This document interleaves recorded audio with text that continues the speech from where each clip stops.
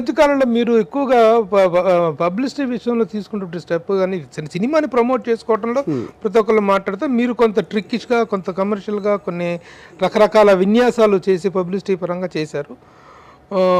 ఈ అంటే అప్పుడు గ్రేట్ సక్సెస్లు ఉన్నటువంటి రోజుల్లో చేయలేదు.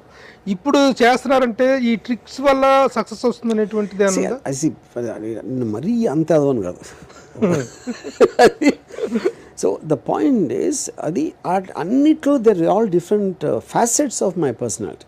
Okay. When I am tweeting something about international thing or a local thing, or I am doing some philosophical episodes or whatever, they are different facets of my personality.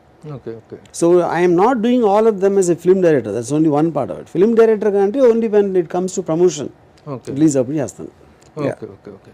ఇప్పుడు రామ్ గోపాల్ వర్మ గారు touch చేయని subject అంటూ ఏం లేకుండా ఉంది. ఒకప్పుడు only he is confined only to films.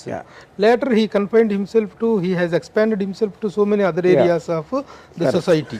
చాలా విషయాలు మాట్లాడతారు మీరు. హిందూ దేవుళ్ళ గురించి మాట్లాడతారు మీరు, రాజకీయాల గురించి మాట్లాడతారు మీరు, సినిమా ఇండస్ట్రీలో స్టార్స్ గురించి వాళ్ళ గురించి ట్వీట్లు పెడతారు. ఏ విషయం కూడాను అన్లెఫ్ట్గా ఉన్నటువంటిది ఏది ఉండదు. You have touched all the things.